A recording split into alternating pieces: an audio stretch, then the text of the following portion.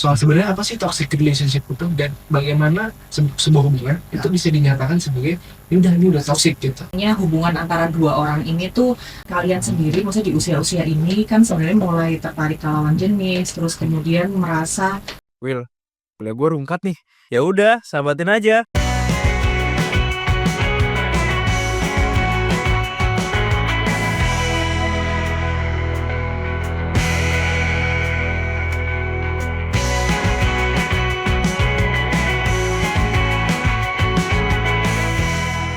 Halo makers di rumah, kembali lagi di podcast KRS Kuliah Rungkat Sambat. Kali ini kita berdua nih. Iya, kemarin lu kemana sih lu sebenarnya? Ya salah ada ujian. Ujian hidup. Gimana ya? Itu juga sih. Tapi ya namanya juga ujian ya. Ini kemarin gue sendirian banget nih, ngobrol sama Bu Uli juga kan, kita di mana. Masih gue butuh bantuan lu karena pandangan lu ini kadang beda dari yang lain gitu sebenarnya. Dari yang lainnya maksudnya gak umum atau aneh gitu. Enggak lah, maksudnya bagus, unik gitu. Oh Ya, nih. sebenarnya perhalusan kata aja sih unik, sebenarnya aneh. Oh iya. Enggak. Gak apa. Tapi hari ini karena kita udah berdua, jadi kita Benar. juga sebenarnya seperti biasa kita nggak berdua, tapi kita ada satu bintang tamu lagi Nah, spesial gimana? yang memberi nilai gitu ya. Di mana teman-teman KRS mungkin sudah nonton juga gitu di Tamil atau udah lihat di Tamil juga. Kita kedatangan satu dosen dari Psikologi Universitas Brawijaya, seorang akademisi yang bergerak di bidang psikologi. Langsung aja kita kenal dengan Bu Buna. Halo Bu Buna.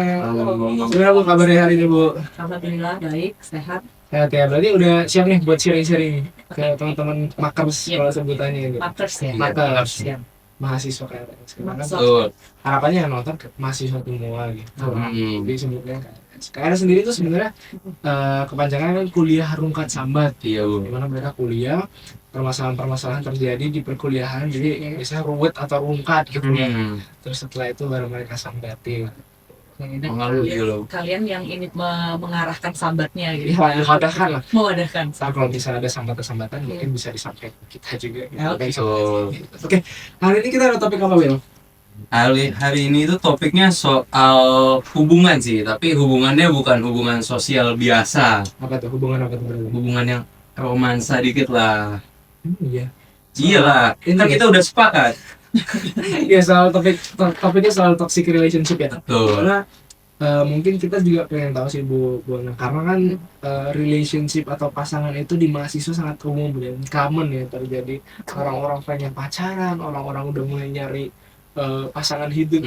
Orang bakalan sampai tua sama dia, orang bakalan sampai mati sama dia, sama maut yang bisa. Jangan mati. Jangan. Itu namanya ekspektasi. Oh, Ekspektasi.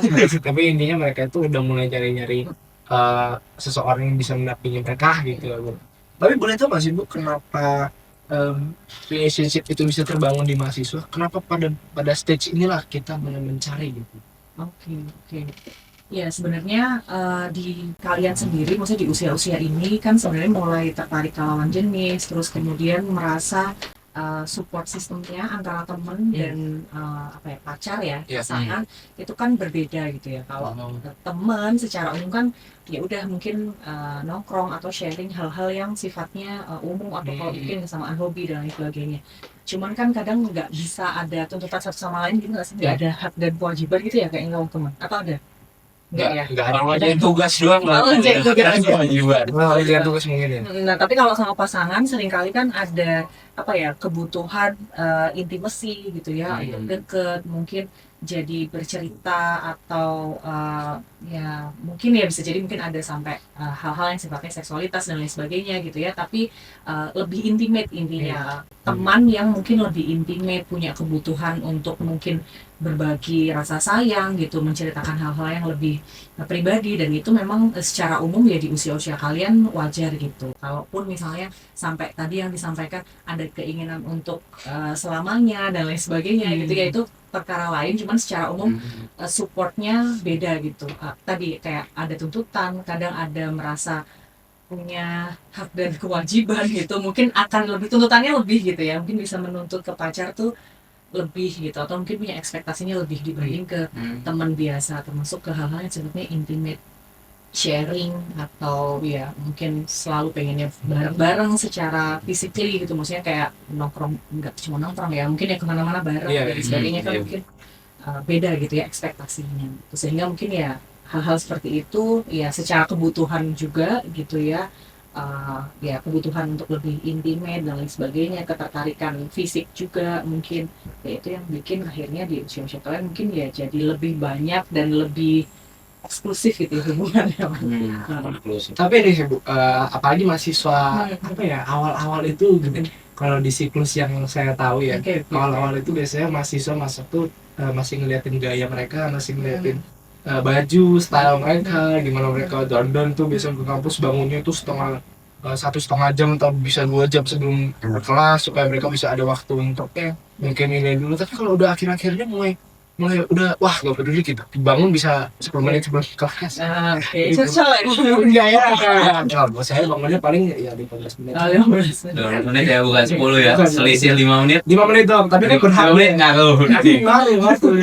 tapi itu contoh salah satunya. Sehingga pada saat mereka masuk tuh salah satu ekspektasi selain berkuliah dan meniti karir itu adalah mencari pasangan juga gitu. Jadi pasangan. Nah, Oke. tapi kan mencari pasangan itu ada yang tepat atau mungkin ya bener nih nyari pasangannya caranya seperti ini ya, tapi juga ada yang berujung ke toxic relationship, dimana topik kita hari ini tentang toxic relationship juga gitu. Apakah Bu Bona bisa ngasih tahu nggak sih ke teman-teman makers juga, ke kita berdua juga soal sebenarnya apa sih toxic relationship itu dan bagaimana sebuah hubungan itu bisa dinyatakan sebagai ini udah toxic gitu. Oke. Iya, secara umum kalau dari bahasanya sendiri, toksik kan racun gitu ya. Artinya hubungan antara dua orang ini tuh ya membuat gak nyaman gitu. Entah itu karena misalnya gak ada respect satu sama lain gitu ya, misalnya, atau misalnya jadi ada manipulatif gitu di satu pihak, di orangnya, di salah satu ya si pasangan itu gitu ya, salah satu orangnya misalnya cenderung manipulatif. Atau misalnya ada kondisi-kondisi tadi kan ada tuntutan ya bahasanya, menuntutnya tapi tidak sesuai porsinya gitu misalnya, jadi pengennya harus selalu bareng-bareng terus padahal kan sebenarnya juga punya kehidupan masing-masing. Iya, benar. Oke, iya benar ya kenceng. Iya. Oke, lalu misalnya ada hal-hal yang ya tadi intinya hubungannya menjadi tidak nyaman, nggak sehat gitu ya. Nah, sebenarnya secara umum mungkin kalau boleh saya bilang nggak melulu tentang person sebenarnya toxic relationship, karena kan hubungannya dua pihak sebenarnya. Bisa jadi yang pertama karena nggak kompatibel aja satu sama lain gitu. Langsung ya misalnya nggak kompatibel aja satu sama lain, misalnya si A sama B punya hubungan ya pacaran gitu misalnya. Nah tapi memang ada ketidakcocokan satu sama lain gitu, yang misalnya sulit gitu untuk cari titik temunya gitu, sehingga jadinya bukan karena orangnya buruk, jadi bukan karena toxic personnya, tapi memang relationshipnya nggak kompatibel satu sama lain gitu. Itu juga sebenarnya bisa menimbulkan toxic juga gitu ya, karena nggak ada kayak nggak ada kompromi, sulit nemuin kompromi gitu. Nah yang satu lagi bisa jadi memang di dalam hubungan itu salah satunya atau bahkan keduanya mungkin itu memang toxic person gitu ya, mungkin entah itu personality-nya atau seperti apa yang mengarahkan orang itu ada di toxic relationship. Misalnya yang satu punya kecenderungan manipulatif gitu, kayak ngelakuin apa aja biar si ya entah itu laki-lakinya atau perempuannya tuh nurut gitu, padahal sebenarnya kehidupannya kan nggak cuma sama pacarnya aja gitu, punya kehidupan yang mungkin mengarah ke kayak karirnya, organisasinya gitu, atau teman-temannya, itu jadi kayak sulit gitu, kayak merasa, atau mungkin ya seringkali kalau misalnya yang toxic person jadinya overprotective misalnya, atau hal-hal yang seperti itu. Jadi saya rasa mungkin bisa dari dua hal itu ya toxic relationship itu. Berarti posesif juga termasuk salah satunya. Iya. Lu ada contoh nggak, Will, dari teman-teman lah, ya udah nggak usah dari dulu, nggak apa-apa, dari teman. Kalau contoh sih nggak ada, tapi justru sebenarnya gue pengen nanya gitu. Coba. Nih, mungkin nanya ke Bu Bona aja ya. Kan toxic relationship itu kan pastinya hubungannya kan dijalanin dua orang ya Bu.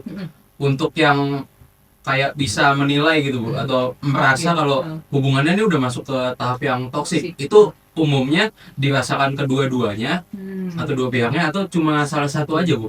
Oke. Ya, pertanyaan menarik. Sebenarnya bisa salah satu aja yang merasa hubungannya toksik, bisa jadi kedua-duanya. Seperti yang saya tadi bilang gitu. Kalau memang salah satunya itu toxic person gitu ya, nggak merasa dirinya salah gitu, merasa tuntutannya ya benar gitu ya, harusnya memang pacaran tuh seperti ini gitu, misalnya nggak mau ngalah dan lain sebagainya, ya bisa jadi hanya satu pihak yang merasa ini adalah hubungannya toksik gitu. Tapi kalau memang dua-duanya ngerasa nggak nyaman ya, terus hubungannya nggak bergerak kemana-mana, ya bisa jadi dua-duanya sebenarnya bisa jadi apa ya, merasakan ada hal-hal yang sebenarnya ini arahnya udah nggak benar gitu. Ya nggak sih? Berarti harus ada kesadaran akan mungkin ini udah nggak benar nih hubungannya gitu. Apalagi kalau misalnya kita bahas tentang hubungan sekarang itu kan kadang itu standar media sosial itu sangat tinggi ya begitu. Kadang itu udah muncul standar-standar tertentu. Nah, apakah standar itu bisa menjadi tolak ukur atau sebenarnya ya nggak harus selalu tentang standar, tapi tentang bagaimana mereka saling berkomunikasi atau mungkin saling berhubungan juga satu sama lain gitu. Couple goal gitu ya. Couple goals ya. Oke, di sosial media itu kan kita sendiri misalnya kalau mau memposting sesuatu atau mengunggah sesuatu di sosial media itu kan seringkali kita milih ya sebenarnya. Ya, Misalnya dari sekian foto yang kita pilih, misalnya 10, kita pasti milih 1-2 yang paling bagus. pasti. Nah, itu kayak kesannya yang ideal, yang kayak tadi couple goal dan lain sebagainya. Artinya ya sebenarnya nggak bisa jadi tolak ukur, karena di dalam hubungan pacaran gitu ya dua belah pihak itu tuh konflik pasti ada. Jadi nggak mungkin baik-baik terus gitu. Jadi konflik pasti ada, berantem pasti ada, beda pendapat pasti ada. Jadi wajar sekali. Cuman ketika misalnya perbedaan pendapatnya atau konfliknya yang pada akhirnya bikin kedua belah pihak atau membuat kedua belah pihak jadi nggak nyaman, membuat jadi kayak kesannya nggak punya ruang untuk bergerak, apalagi masih seusia kalian ya, butuh sekali ruang untuk berkembang. Nah itu kayak nggak ada rasanya. Nah itu mungkin sudah arahnya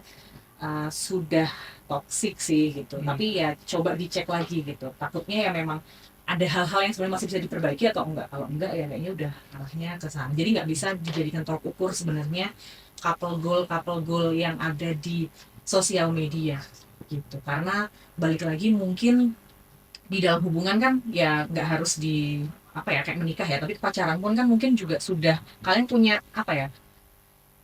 kenapa menjalin hubungan itu kan pasti kayak ada alasannya. Nggak bisa ada alasannya sih, kayak cuma sayang aja ya, tapi kayak kenapa sayang gitu ya pada akhirnya. Misalnya apakah karena kalian punya kesamaan value misalnya, atau kesamaan visi misi kayak mau ini ya kandidatnya. Maksudnya kayak kedepannya tuh pengennya yang seperti apa misalnya, kan itu mesti mesti ada hal yang nggak harus sesuatu hal yang sama, tapi kayak tahu dan saling nge-support satu sama lainnya itu. Jadi bisa jadi goal setiap couple ini beda-beda, dan saya rasa nggak ada ukuran baku ya bahwa harus seperti apa. Yang jelas ya hubungannya harus saling growing satu sama lain. Mungkin itu yang menjadi standar. Dan standar saya berkembang, misalnya Hans berkembang, William berkembang, itu kan tolak ukurnya ya balik lagi kalian punya standar tersendiri. Saya berkembang tuh yang seperti apa. Ya mungkin menanggapi dengan yang standar masing-masing ya Bu. Mungkin sedikit balik lagi sih Bu ke topik toxic relationship-nya. Untuk toxic relationship ini bisa dibilang tuh memang objektif Bu atau subjektif Bu. Jadi maksudnya kalau objektif itu kan ada tanda-tandanya gitu Bu, atau bisa benar-benar diukur gitu. Atau subjektif berdasarkan benar-benar perasaan aja Bu yang dialami. Oke. Sebenarnya kan ada ukuran objektifnya, dalam artian kalau misalnya tadi walaupun nggak ada ukuran 1, 2, 3-nya gitu ya, kuantitatifnya nggak ada, tapi maksudnya kalian bisa tahu misalnya ketika satu pihak tadi ini bisa subjektif atau objektif ya, harusnya objektif ya, maksudnya ukuran umum, maksudnya objektif itu mesti ukuran umum. Seperti misalnya ketika sebelum pacaran, misalnya sebelum menjalin hubungan, orang ini jadi lebih happy satu sama lain, misalnya bisa dulunya misalnya aktif organisasi atau apa gitu ya, misalnya kemudian punya banyak teman, secara akademiknya baik gitu ya, tapi pas pacaran ternyata malah kayak merasa yang sebenarnya dari awalnya mungkin dia ketika ikut organisasi atau ketika punya teman-teman jadi punya mimpi-mimpi atau punya keinginan aku nanti mau begini begitu, ketika pacaran terlalu sibuk dengan pacarannya atau mungkin ya hubungannya nggak sehat, akhirnya membatasi diri dan lain sebagainya. Nah, itu kan sebenarnya ukuran ya boleh dibilang objektif ya, karena baseline-nya dia yang sebelum dia pacaran dia seperti apa, lalu kemudian ketika pacaran ternyata kualitas dirinya malah menurun. Nah itu kan sebenarnya dipertanyakan ya, gitu nggak sih? Saya jadi yang kembali kayak gitu nggak sih? Menurut kalian gimana? Oh, menurut saya benar sih, ada benar juga. Kata kuncinya mungkin kalau menurut saya, ini subjektif dari saya aja, berkembang. Di kata kuncinya berkembang, apakah ketika kamu berada di dalam hubungan itu kamu berkembang nggak sama orang ini? Kalau misalnya berkembang itu juga harus dalam konteks positif, jangan berkembang tiba-tiba perutnya berkembang, itu kan beda lagi tuh. Sering makan bareng. Iya, sering makan. Makan ya, makan di suatu yang lain. Dia imajinasinya beda. Jangan ya, maksudnya terlalu banyak makan, maksudnya gini jadi nggak sehat, itu kan sesuatu yang mungkin bisa dibilang negatif juga gitu. Makanya berkembangnya juga harus dalam konteks positif. Yang tadi apakah ada kesatuan visi misi gitu, kayak value yang paling dasar itu harus ada dulu, kayak misalnya tepat waktu, sama-sama harus tepat waktu. Misalnya kalau misalnya satunya enggak, terus satunya jadi marah-marah, terus satunya jadi saling nyalahin, terakhir jadi toxic relationship juga gitu. Makanya menurut saya juga kayak kata yang disampaikan sama Bu Bona juga ada poin yang benar juga nih, ini benar-benar harus dilihat juga dalam sebuah hubungan gitu, sampai jangan nanti itu dicap sebagai hubungan yang toksik gitu. Well, mungkin kalau misalnya dari lu ada pertanyaan lagi? Kalau pertanyaan enggak sih, tapi kalau real tadi kan lu tuh udah nyampein ya Hans, kata kuncinya tuh apa? Ya. Mungkin pengen nyampein juga kata Oke, kunci yang tadi. saatnya teman Ya, untuk mencerahkan. kan kalau Hans kan tadi udah ngomongnya kan berkembang ya. Iya. Kalau saya sendiri ngelihatnya lebih ke perubahan sih Bu. Jadi dari yang sebelum pacaran gimana, terus juga setelah pacaran gimana, dan itu kan komparasi ya Bu, bisa dibandingkan gitu perubahannya, jadi terasa. Lanjut Hans. Kalau misalnya William sendiri kan ya nggak apa-apa lah, kalau lu sedih itu pernah punya, yang nggak apa-apa lah, santai. Ada masanya.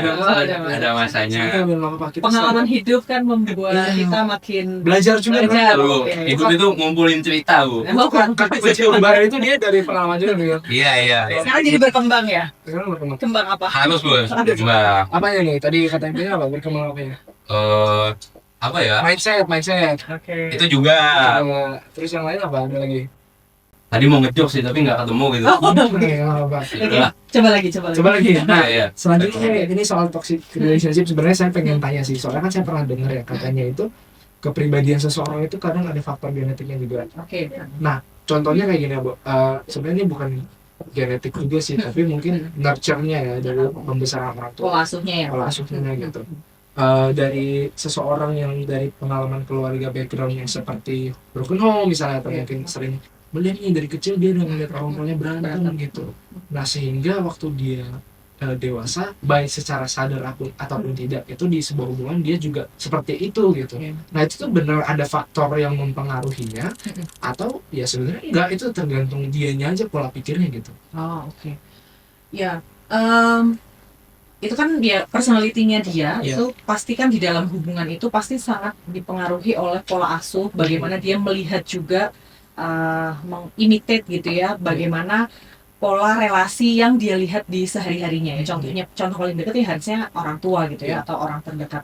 Ketika misalnya pola hubungan yang dia lihat itu kebanyakan yang nggak sehat, misalnya kebanyakan berantemnya, atau mungkin kebanyakan diselingkuhinnya misalnya, sehingga mungkin bikin dia juga punya trust issue dan lain sebagainya, itu juga sebenarnya berpengaruh gitu ya. Maksudnya sehingga mungkin ada orang-orang yang mungkin jadinya nggak berani, atau jadinya ya tadi punya trust issue karena cenderung melihat bahwa laki-laki atau misalnya bisa jadi perempuan gitu ya, yang dia lihat di sekitarnya mereka ketika menjalin hubungan itu misalnya kayak gitu, kayak nggak bisa dipercaya gitu, atau misalnya cenderung lebih banyak hubungan-hubungan itu yang menyakitkan gitu, dibanding sebenarnya ada juga hubungan tuh yang bikin happy juga gitu kan. Nah, misalnya hal seperti itu, sehingga ya karena kayak gitu bisa jadi membuat dia jadi kayak nggak berani gitu. Akhirnya mungkin ya tadi karena nggak berani, pada akhirnya ya udah hubungannya stuck di situ-situ aja gitu ya. Terus mungkin juga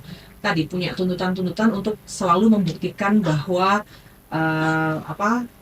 tadi misalnya kayak overprotective, atau misalnya posesif, atau pengen ada kayak harus membuktikan bahwa kamu tuh sayang aku, harus membuktikan terus, jadi kayak nggak percaya ya trust issue tadi misalnya. Nah itu kan bisa jadi nggak ujuk-ujuk ketika di hubungan itu gitu ya, tapi juga dipengaruhi oleh personality-nya dia, bagaimana dia melihat hubungan yang ada di sekitarnya dan lain sebagainya gitu. Berarti memang ada pengaruhnya juga nih dari Ada pengaruh. lingkungan, baik dari pola asuh orang tua, dari apa yang dia lihat dari kecil nih. Dari kecil dia udah lihat kalau hubungan itu ya normal, kalau saling marah-marahan, saling teriak-teriak ketika menyampaikan sesuatu, sehingga secara nggak sadar mungkin terbentuk seperti itu. Iya. Tapi jangan salah juga, di sisi yang lain juga kadang itu ada bukan tuntutan, tapi kayak makna atau sebuah arti yang dibuat oleh lingkungan sosial, kayak tadi standar TikTok itu juga bisa jadi pengaruh juga kan gitu, dimana dia merasa kalau hubungan itu kamu harus pengertian, kamu harus mengerti situasi aku sebagaimana aku apa adanya gitu, tanpa melihat dari sisinya kamu gitu, sehingga salah juga gitu. Cuman saya rasa akan lebih besar pengaruhnya ketika berhubungan sama personality-nya dia, atau misalnya lingkungan awal dia di mana dia berada dibandingkan sosial medianya. Maksudnya sosial medianya bisa berpengaruh gitu ya.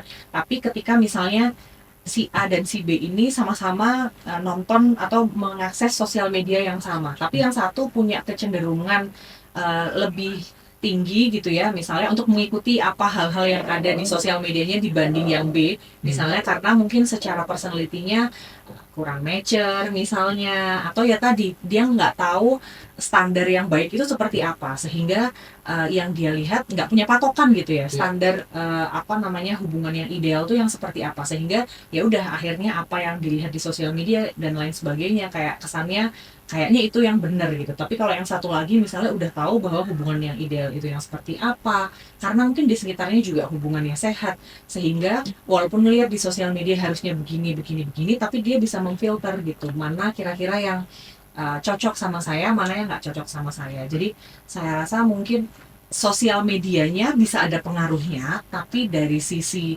individunya sendiri, terutama ya tadi aspek berapa lama, misalnya kalau kalian mungkin ya 20 atau 18 tahun gitu ya hidup dengan melihat sekeliling yang misalnya hubungannya sehat nggak sehat, itu kan juga punya dampak jauh lebih besar gitu ya. Kalaupun nanti berdampak ke toxic relationship-nya gitu, akan lebih besar berasal dari hal-hal yang sifatnya sudah jauh lebih lama durasinya dibanding yang hanya melihat di sosial media misalnya hanya beberapa waktu belakangan.